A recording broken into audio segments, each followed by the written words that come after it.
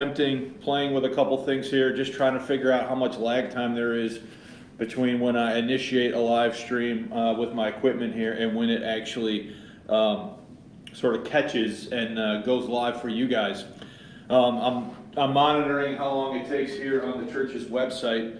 So we do have a third way to watch, not only on YouTube and Facebook, but also on the church's webpage, assuming things are working properly, etc.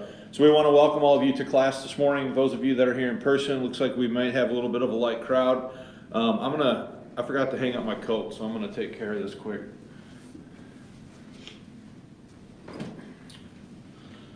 All right, so everybody should have a set of notes in front of them for lesson 163. Lesson 163, and looks like we are live now. So that did. I don't know if I have to refresh this or not, but oh, there it is, live. Okay, so everything does appear to be working. This is only the second week that I've tried to do this in this way, and so I just wanted to check on things. If you look at the church's website, those of you that are joining us, if you're on YouTube, I think there's a link under here. If not, you can go to the church's website, just gracelifebiblechurch.com, and we're on lesson 163 right here on January 16. And you can go ahead and click that and open the notes and follow along with us as we have this particular lesson. So, lesson 163, and the title of it is The Work in Progress Documents, Analyzing the Pre-1611 Evidence for the Text, Part 2. So this is Part 2 of what we started last week. And if you recall, last week we didn't finish everything. And I said we were going to move some of that now into this lesson, or the study for this week, which is lesson 163. Now, I just want to say as a housekeeping issue here as we get started with this lesson that there's some stuff in this lesson that I did not know about until this week. And it has proven to be a very interesting week for me. It's been a busy week for me. I had 3 messages or studies to prepare for this week. I had the memorial service yesterday, and then this class today, and then our annual meeting here following this in the main session, or the main hour. So there's a lot of stuff, but a lot of things have come to my attention this week that have definitely been enlightening, and we'll be talking about those here, some of those things here in this lesson, and then in the next couple. So somebody asked me if I know from week to week where I'm going. And the answer to that is yes, but I have a lesson started now already for like the 3rd week in February. So when I take the summer off to read and get going, I'm actually starting to write lessons in advance, because I know that if I wait until school starts and so on and so forth, then if I start then, I'm done. I'm never going to get this stuff done. So I start this in the summer and laying things out, but things always come to my attention as we kind of work our way through things, okay? So you have to kind of be open to that process. And it's definitely an ongoing process, but the next 2 lessons after this one are going to be based off of things that I've learned here recently, like within the last week, about these work in progress documents that I didn't even know maybe even 2 weeks ago, okay? So, the introduction, lesson 163, the work in progress documents, analyzing the pre-1611 evidence for the text, part 2.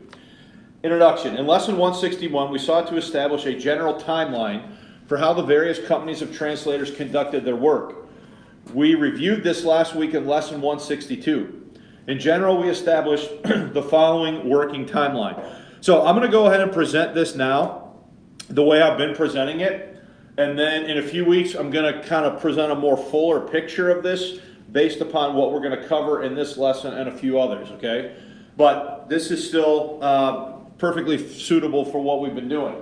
So we've identified stage 1 as from 1604 to 1608, the 6 companies begin their work on the draft translations. They produce draft translations, okay? The Lambeth Palace manuscript that we talked about last week, manuscript 98, represents stage 1, and BOD 1602, the second document we talked about last week, bridges the gap between manuscript 98 and the review at the general meetings. Now, there is good reason to believe that There's variation within BOD 1602, that some of the work captured in that is more middle of the road or middle of the process work, and some of it is more later sort of final work or end of the road work. We'll talk more about those things when we talk about that document in more detail in the future. Stage 2 is 1609 to 1610, which is the general meeting or meetings, where they review the company drafts and they establish the text to be printed, and the notes of John Boyce bear witness to that process. And then stage 3 we have noted here as 1611, and that is when the printing actually happens, and the two men, Thomas Bilson and Miles Smith, work with the King's printer, Robert Barker, to see the text through to the press. And then there are two different printings from 1611 that bear witness to the final decisions of the translators. Okay, so all that should be reviewed.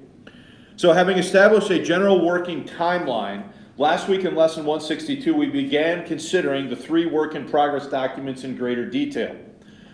While we have mentioned these in our studies thus far, they are all worthy of their own consideration. Once again, the 3 documents are Manuscript 98, BOD 1602, and the notes of John Boyce. I started that last week. Over the next couple lessons, we will be considering each of the 3 primary work-in-progress documents in terms of the following points. Okay, we're going to be looking at number 1, scholarly awareness and public access. Published access, excuse me. Number 2, we're going to be looking at a physical description and the contents of it, what's in it, what's there. And then thirdly, we're going to be looking at how they impact the readings found in the King James Bible. So we only had time in lesson 162 to look at point 1, i.e. scholarly awareness and published access for Manuscript 98 and BOD 1602. So that's what we did last week in lesson 162, all right? In summation, we observed the following. I did want to capture this, though, in a way where we could kind of look at what we did last time and understand it. So first, Manuscript 98, in the possession of the Lambeth Palace Library, it is logged in the library for the first time in 1647. So it could have been there before that, but it is logged and cataloged as in their possession in 1647. All right? Now, the translation process happens between 1604 and 1611. So it's very possible that it could have been there before that. We don't know. We do know for sure that there's a log in the Lambeth Palace Library entering it into their possession in 1647. All right? Scholarly awareness.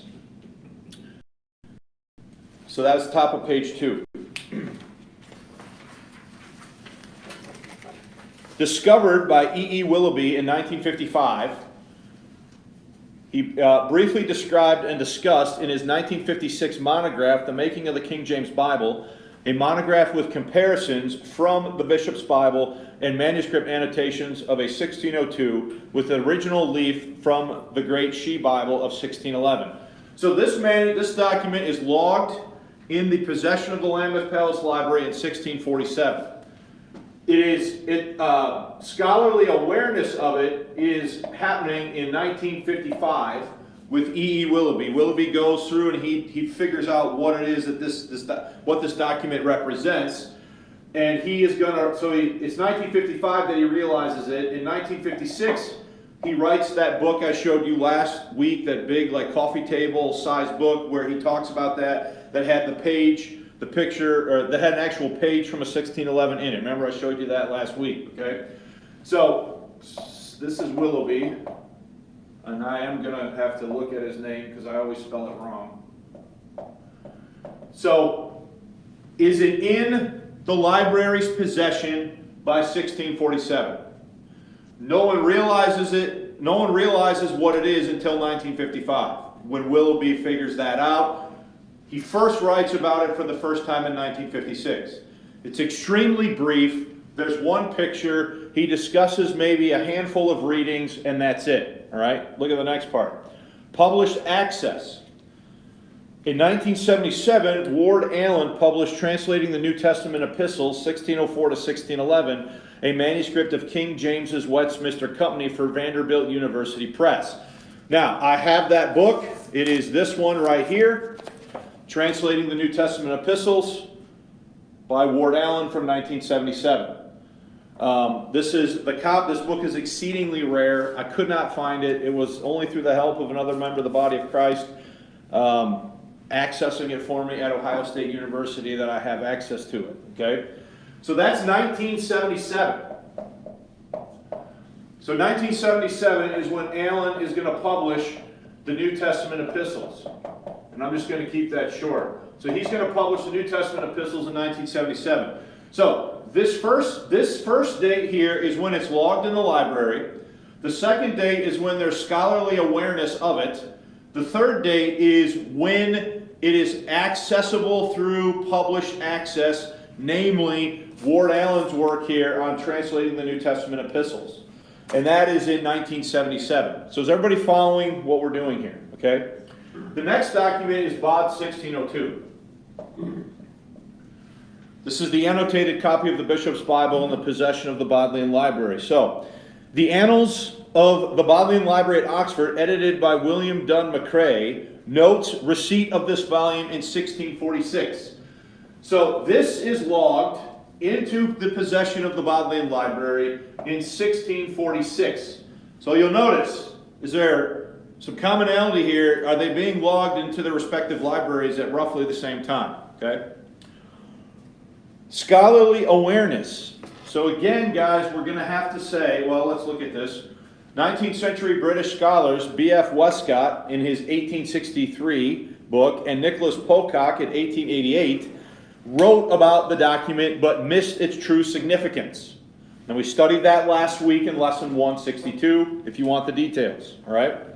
Once again, it was E. E. Willoughby in 1955 who realized that BOD 1602 comprised the draft work of the translators' companies or the translation companies. So again, when we think about scholarly awareness, it should probably be a little bit more specific. There's awareness of it in 1863, documented awareness in 1863 from Westcott. Then again in 1888 by Pocock in the Athenaeum Journal. Again, we talked about that last week. But I'm going to make a note here. These guys, back in the 19th century, they didn't realize the true significance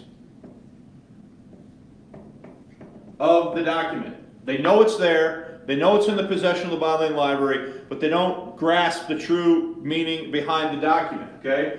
So again, it's Willoughby in 1955, and again in his 1956 book, where we're going to see the true awareness of what is in BOD 1602. You guys following that, okay? In 1975, Edward Carney Jacobs wrote an essay for the papers of the Bibliographical Society of America. Doesn't that sound like a fun group to be a part of? The Bibliographical Society of America, titled An Old Testament Copy Text for the 1611 Bible. And that is this essay right here that I pulled off of the University of Chicago Press Journal, and this first appears in 1975. Okay?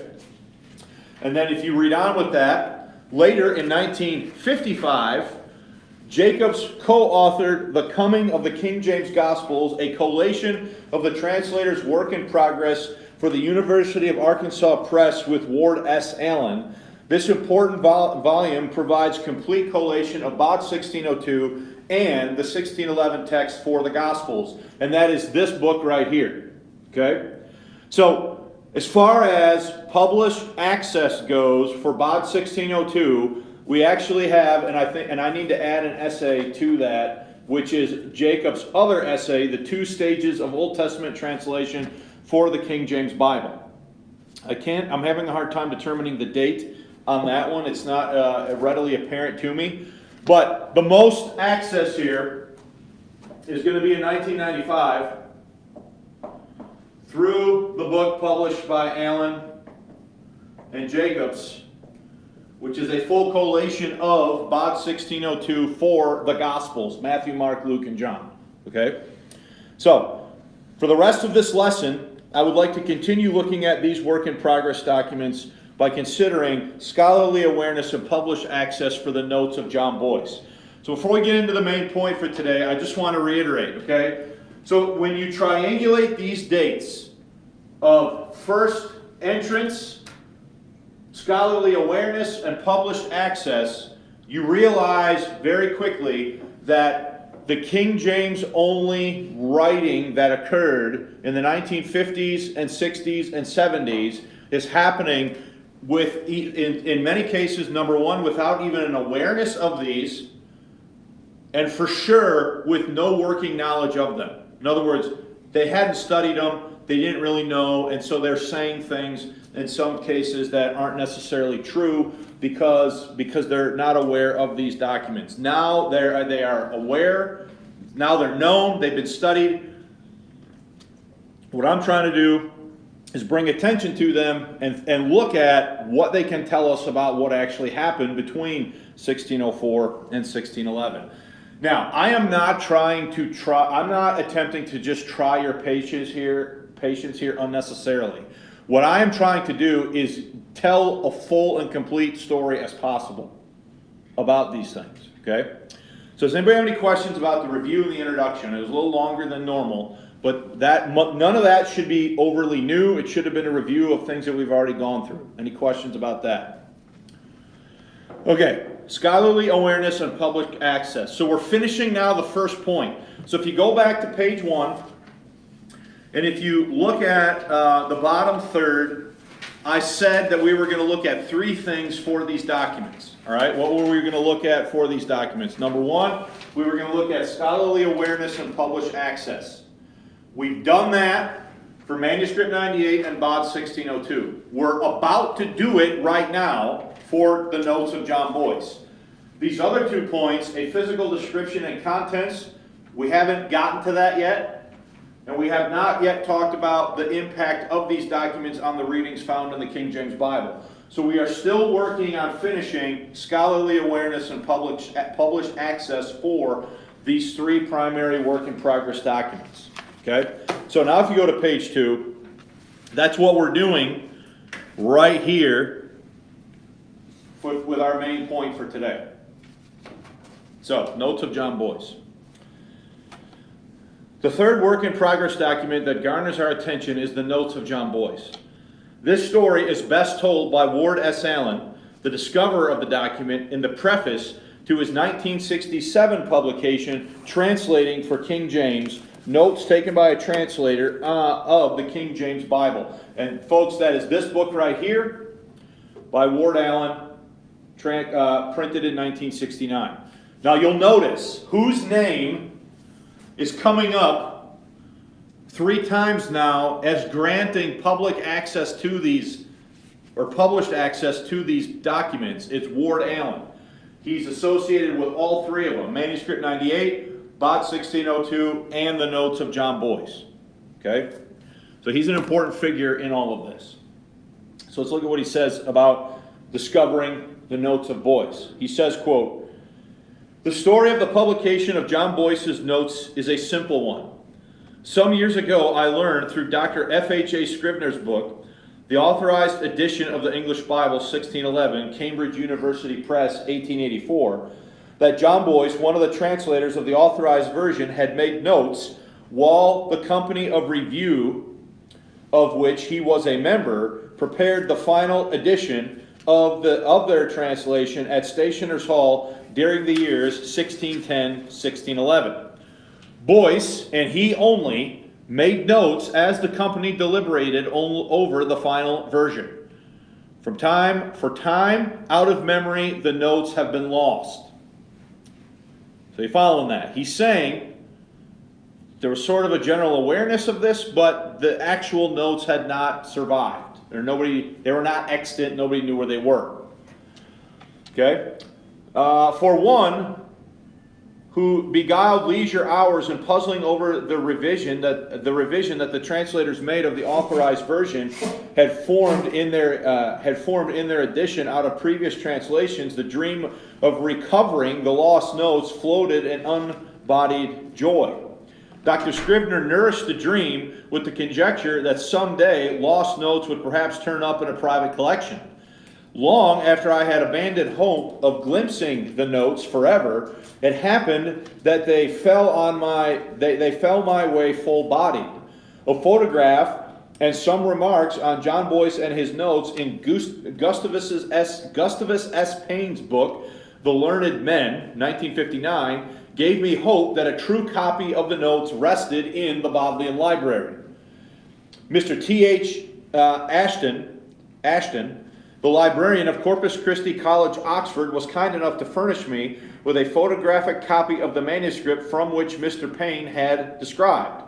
A close study has convinced me that, here's the letters on this thing, MSCCC 312, exhibits substantially a section at least of the notes which John Boyce made at Stationers' Hall. The notes appear on 39 manuscript pages, 61 through 80, and are concerned with the problems of translating biblical passages from Romans through Revelation, with addenda covering 1 Corinthians through Revelation.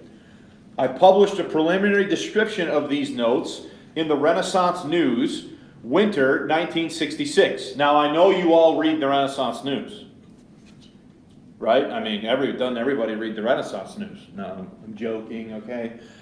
With the hope, so 1966, is he announcing to the scholarly world of what he thinks he's looking at here, okay?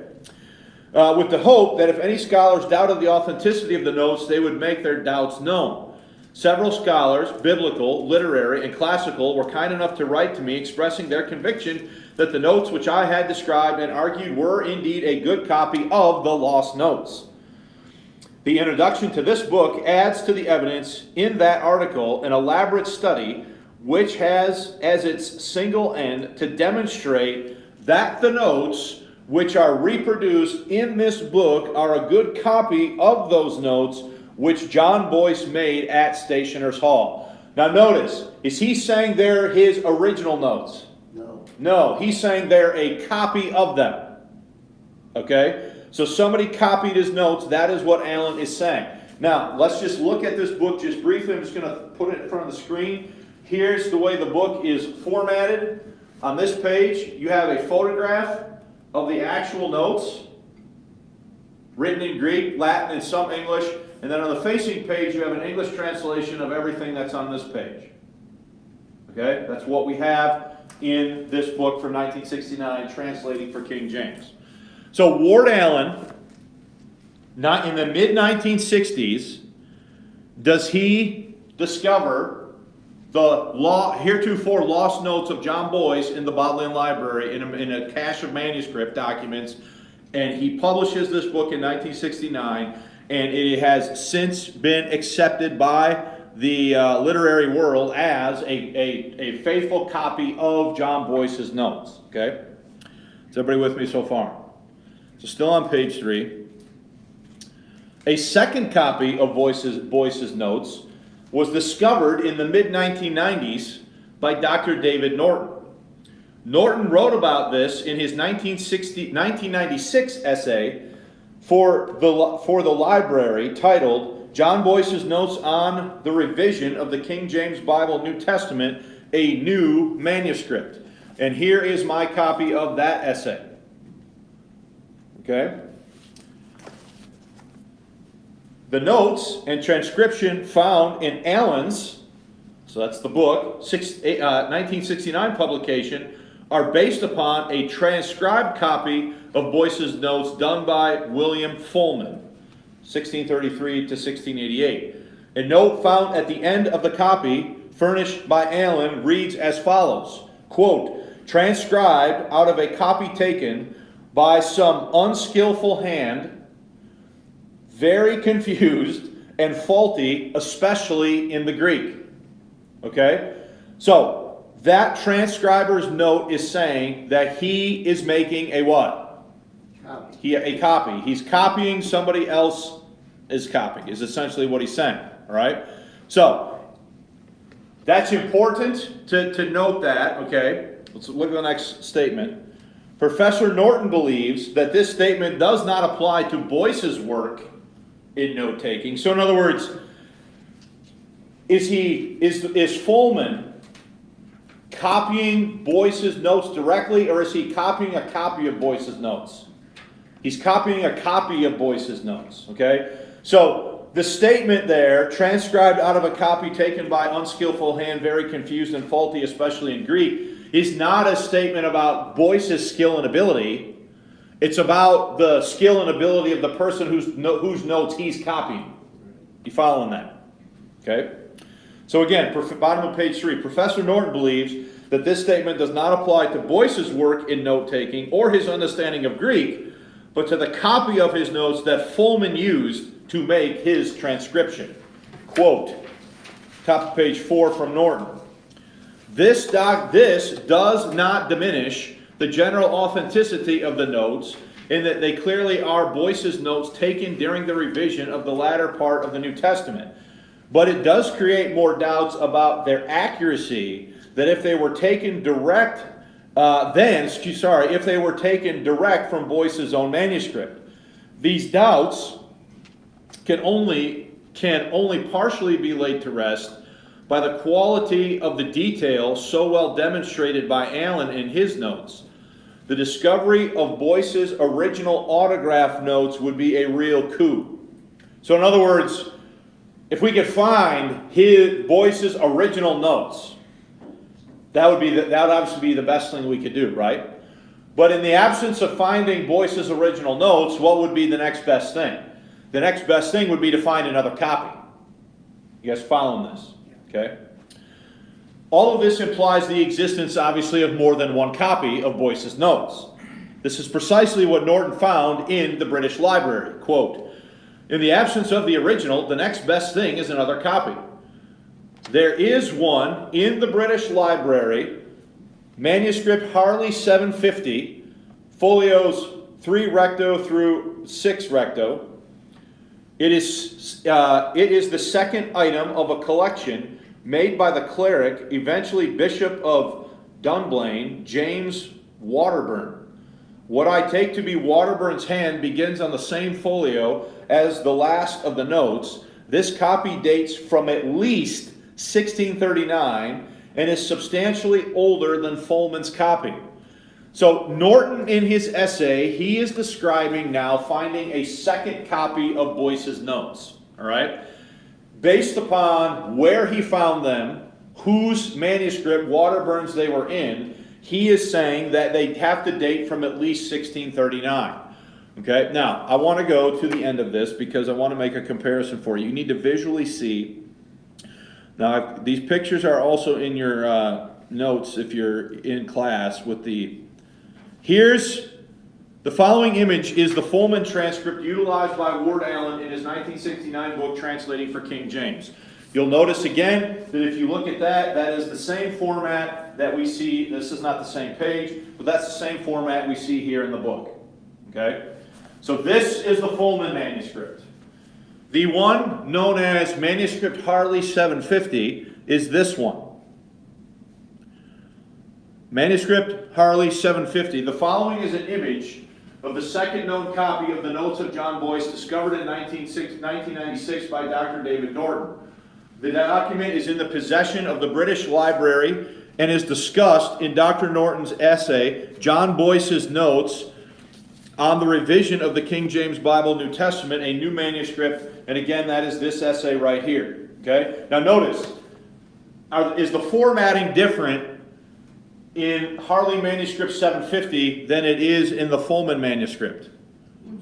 The formatting is different, right? So that means that Fullman, when he copied, is he laying it out differently than what we have in this one? Okay? Is everybody tracking with me here? Okay? So I think I'm just going to leave the images up and go back to the notes. Norton goes on to this, we already read that point, right? It was while looking for other notes related to the King James Bible that Norton discovered the heretofore uncatalogued copy of Boyce's notes in manuscript Harl 750. I said Harley, it's Harl. He's not riding a Harley, okay? So, Boyce No, I'm sorry. Norton is looking for documentation related to the King James Bible in the library. As he's going through this thing, he stumbles upon this. In studying it, he realizes that this is another copy of Boyce's notes that before that moment had never been cataloged and realized what that is. You following that? Okay? So it was while looking for other notes related to the King James Bible that Norton discovered the heretofore uncatalogued copy of Boyce's notes in manuscript Harl 750. Quote, "The circumstances of finding this copy and the notes are worth noting because they relate to the proliferation of copies suggested here. Manuscript Harl 750 is one of 5, at least, there may be others, manuscripts in the British Library that contain a copy of an order agreed upon for the translation of the Bible." Now let's stop there. Do you remember a few weeks ago when I showed you pictures of the rules and the companies and how they were broken out? I brought in a book and I showed you pictures of that. Those are also pictures of other things that are in this MS Harl 750. So this is a cache of documents that are all related to the publication of the translational work, etc., on the King James Bible, and included in that is this copy of the notes of Boyce. Is everybody following that? Okay. Like the other 3, I'm not going to read the call letters there. Okay. This is followed by the rules to be observed in translation. These are central records of the King James Bible. It was in the course of checking them that I noticed in the same hand the uncatalogued copy of Boyce's notes beginning on the next folio. So imagine sitting in the library looking at these documents, Harl 750, MS Harl 750, and reading about the first 2 items, which would have been the order agreed upon for the translation of the Bible, followed by the rules observed in translation, and turning the page and running across this and being like, well, that's in the same handwriting. And then studying it and realizing that what you're looking at is before this, unknown copy of Boyce's notes. So in other words, no one had realized before Norton what they were looking at when they looked at this. Are you guys with me? I'm trying to explain it as easy as I can because all of this is important. Using the extant clues, Dr. Norton believes that the copy of Boyce's notes in manuscript Harl 750 were made from Boyce's own copy.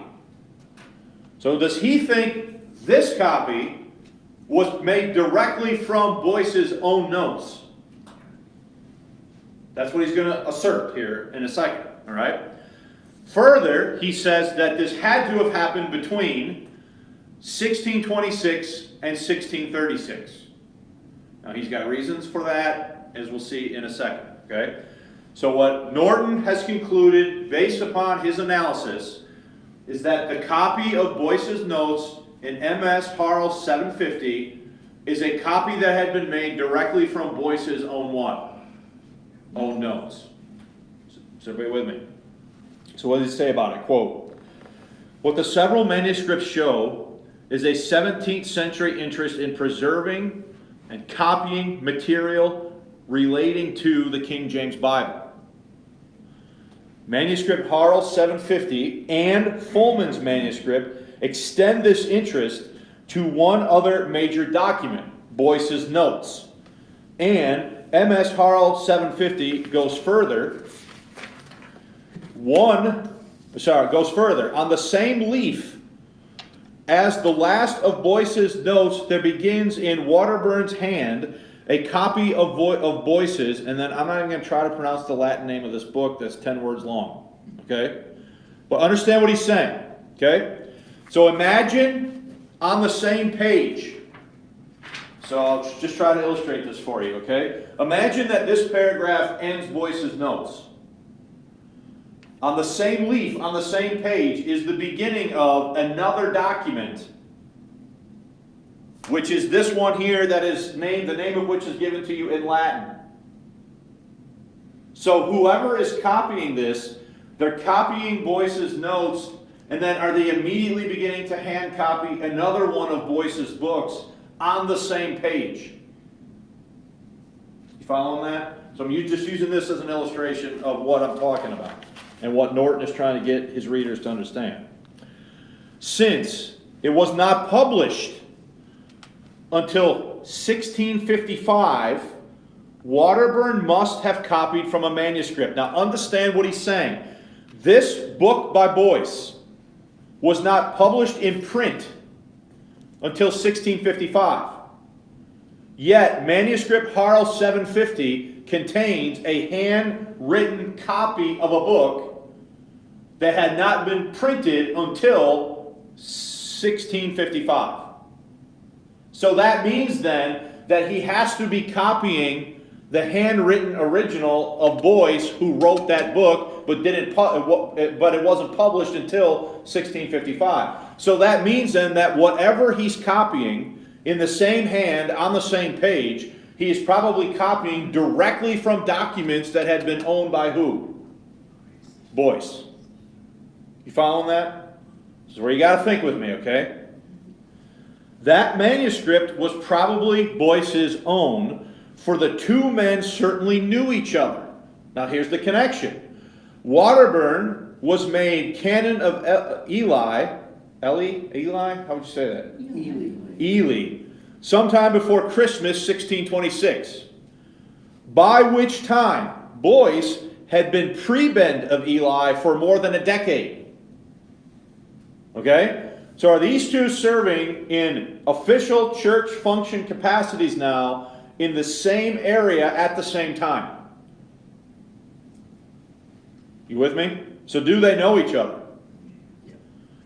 For more than a decade. That Waterburn should have kept someone else's copy of the list of translators and their instructions and of Boyce's notes, and that he should have added to them his own copy of Boyce's further work, indicates an interest in both the King James Bible and his senior at Eli. Eli, whatever we're saying here. What are we saying? I think it's Eli. Eli? That's Okay. close enough. Eli, whatever. Eli. We'll go with Eli. Mike says Eli. It's Eli, okay? Now, the Eli connection and the fact that Fulman contains nothing of substance that is not also found in manuscript Harl 750. Here's the point, okay? These two documents, the Fulman manuscript, utilized by Ward Allen in his 1969 book, and manuscript Harl 750, are they substantively the same in all the details of what they're communicating? Now, there are minor variants of different spellings and those kinds of things, but look at the paragraph here, top of page 5. The Eli connection and the fact that Fulman contains nothing of substance that is not also found in manuscript Harl 750. So that means, are both of these copies of Boyce's notes substantively the same in what they contain? They're formatted differently, they're copied differently, but are they containing the same information? Yes. Okay? Makes it probable that the copy of Boyce's notes in manuscript Harl 750 was made from Boyce's own copy and came into Waterburn's hands at Eli. From the man himself, he added the Caudiello, that long Latin title. It also allows one to guess that this edition was made between 1626 and at least 1636, when Waterburn became Bishop of Dublin. The notes themselves must of course have been copied earlier. Okay? So now we have two copies of Boyce's notes. One, published access granted in 1969. A second, discovered in mid-1990s and talked about and collated by Norton in 1996. Despite believing that the notes found in manuscript Harl 750 were, quote, a first-hand copy of Boyce's original, Dr. Norton asks why the Fulman copy reproduced by Allen, I'm sorry, he doesn't ask. Should say addresses why, I believe.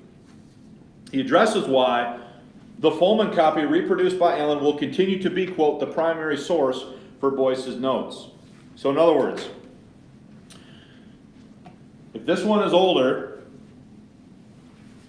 presumably taken from Boyce's own notes, why will this one, the Fulman manuscript reproduced by Ward Allen, continue to be sort of the standard one that everybody uses?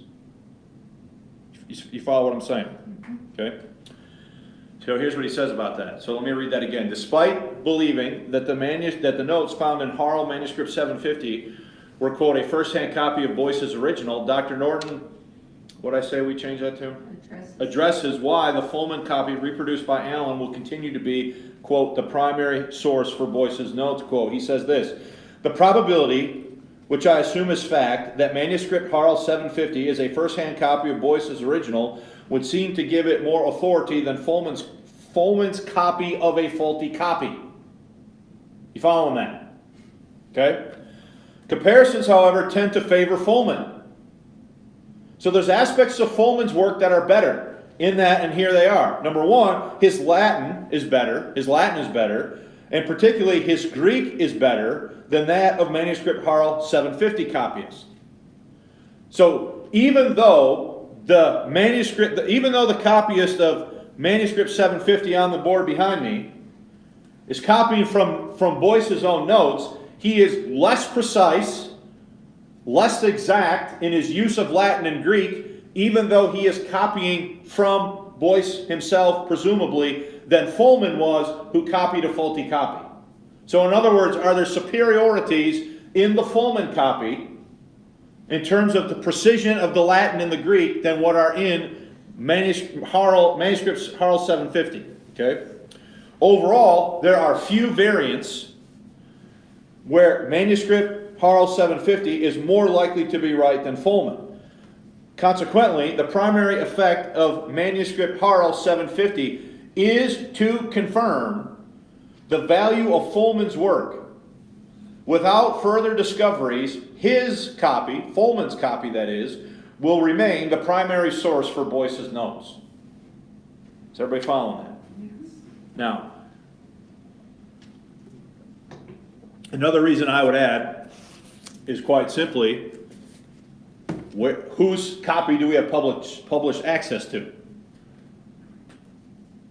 This one, the Fulman copy, not the Harl 750 copy. Okay?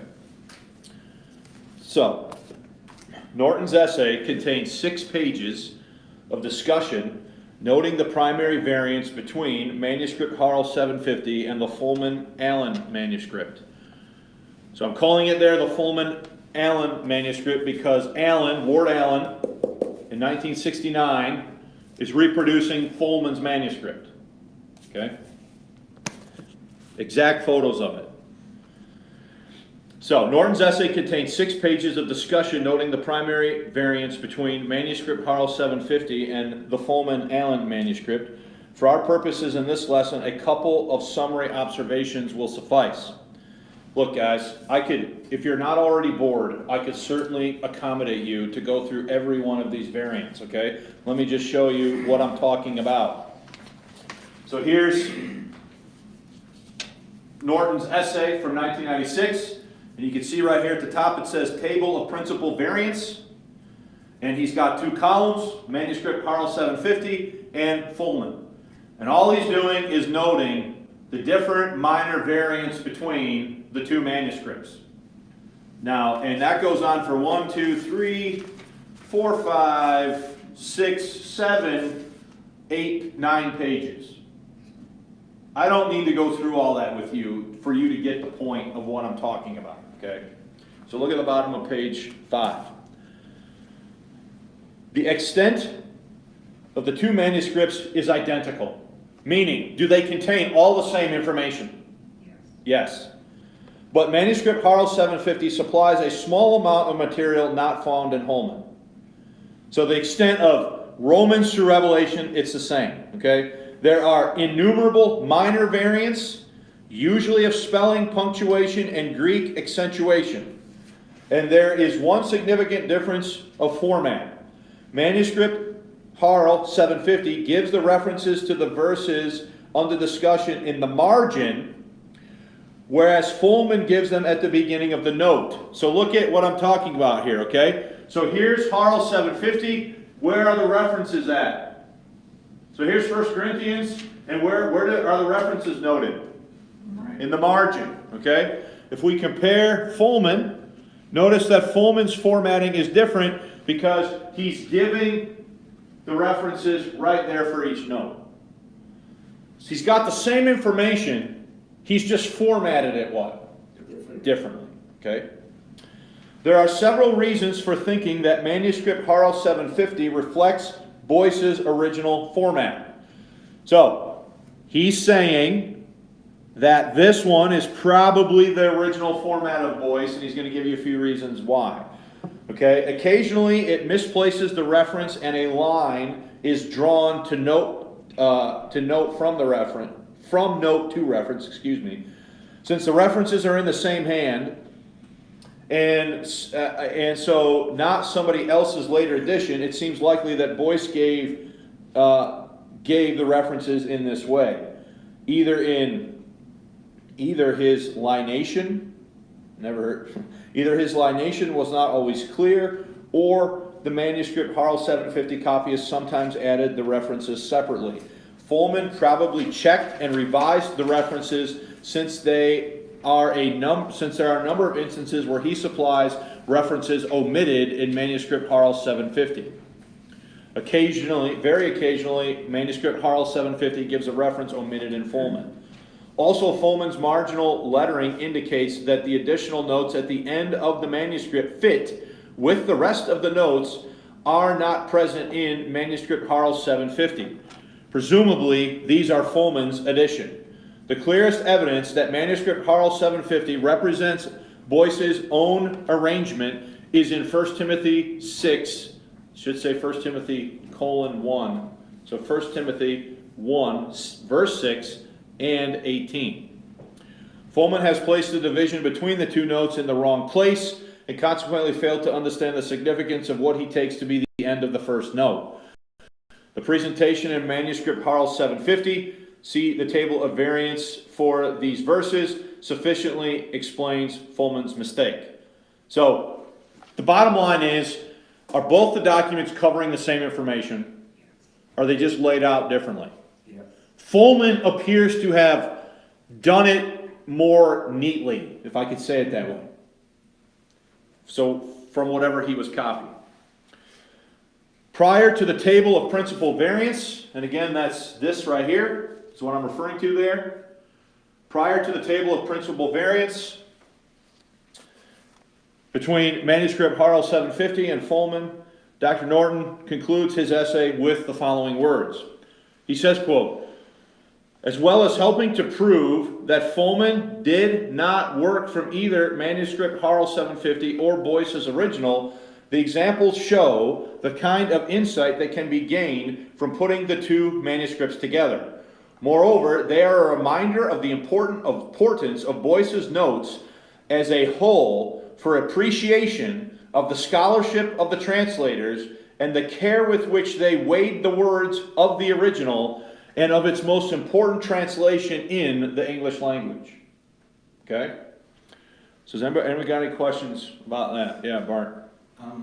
Could it be that because there was the overlap in time where he was taking over the position that Boyce had, and Boyce hadn't had his papers published yet, that he was making a copy, so when he left he would still have the original?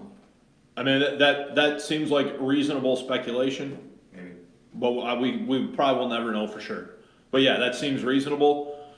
So understand, for a time, Boyce is a superior of Waterburn, who made the copy. Boyce is older than Waterburn. Eventually Boyce dies and Waterburn gets appointed and moves on to a different position. But while he's there, he appears to be copying directly the work of Boyce on at least a few things. Because his would be the only copy of his notes, I would assume, at that time, right? Waterburn's copy of Boyce's notes, to our knowledge, is the only direct copy of Boyce's notes. Right. Other material that Boyce wrote that were in those notes that Waterburn is copying was later published in a book form on a press. Yeah. So, the following summary of the notes of Boyce, the following is a summary of the notes of Boyce like the ones provided above. Okay? So I've got the same structure. The notes of Boyce had been lost to history. So I don't know where I'm going to write Boyce. I guess I could go over here. I don't know if it'll show up on the camera. But Boyce's notes are lost to history, okay? Scribner noted in his 1844 book, the authorized edition of the English Bible, 1611, that Boyce and he alone had taken notes at the general meeting at Stationers' Hall during the years of 1610 to 1611. Gustavus Payne also included a photograph and some remarks of John Boyce and his notes in his 1959 work, The Learned Men. Okay? So, I'm going to say over here that Boyce's notes were largely lost to what? To history. Okay? Trying to follow a similar format to what we did over there. In 1844, or 1884, Scribner, where's his name? Scribner mentions the Boyce notes and says they're basically what? Lost. Okay? 1959, Payne, Gustavus Payne, publishes The Learned Men and includes a photo of a page of Boyce's notes with minor comment. Okay? That is going to prompt Ward Allen to go and dig deeper to see if he can lay his hands and his eyes on what Payne has published in the book from 1959. Okay, so let's go back to this. I don't want to miss anything. Scholarly awareness.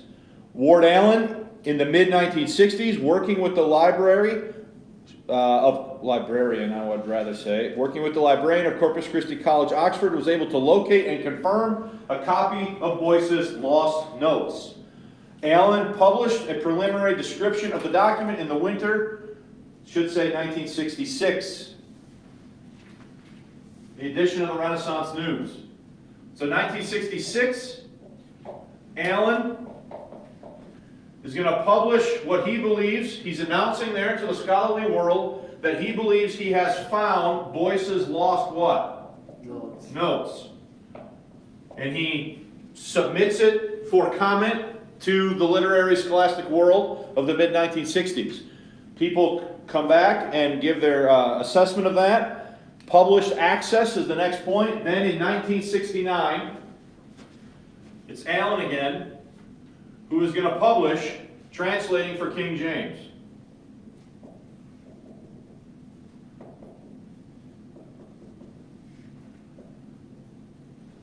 And in Translating for King James, as I've already shown you, just to refresh your memory, he reproduces photographic images of the Fulman manuscript along with an English translation on the facing page in his 1969 book. So at this point now, does the public have access to the document through a published work, notably this one right here?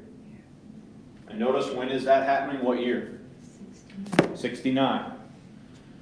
So now let's look at our years here. When do people first know about MS-98? 1955, published and talked about by Willoughby in 1956.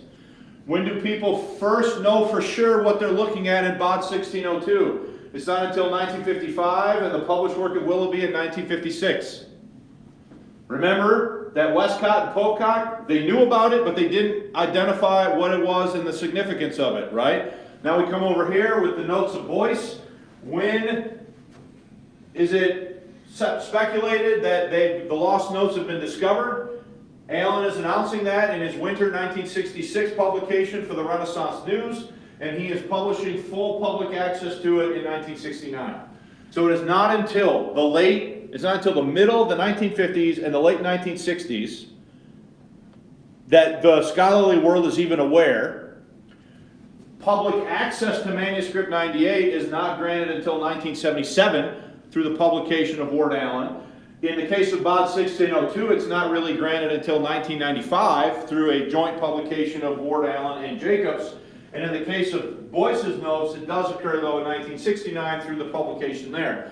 But the point is, have many King James, pro-King James books already been written at this point that have no awareness, much less understanding of what is in these documents we're discussing? Okay? So let's finish the point. In 1969, Allen granted public access to the document, speaking now about Boyce's notes, via the publication of Translating for King James, notes made by a translator of the King James Bible. Allen's book contained images of the document along with an English translation of its entirety. I've showed you pictures of that now twice in this lesson. In 1996, Professor David Norton announced the discovery of a second copy, manuscript Harl 750, in the British Library. In his piece for the librarian titled "The Boyce, John Boyce's Notes, a Revision of the King James Bible, New Testament, a New Manuscript." Now, we will consider what else can be gleaned from Allen's work on the notes of Boyce in a future lesson. For now, suffice it to say that yet another primary work in progress document was not known or studied by the early articulators of what became the King James only movement in the United States. Okay? Now, you guys know where I'm coming from. I am squarely a King James advocate. We only teach from and preach from in this church a King James Bible. Okay? But I am acknowledging the fact that in the pro-King James argumentation were many things said without knowing any of this information. And what I am now saying is I think certain things need to be rethought, revised based upon light that is shed on the process from these documents. Okay? Now, next week, we're going to look now at some more documents. I just found out this week that between 2015 and today, some more things have been discovered in British libraries. So I've spent the better part of the week studying and researching about that. And we're going to talk about that next week and maybe even the week after about what that information is and how that can further illuminate for us what was going on. Okay?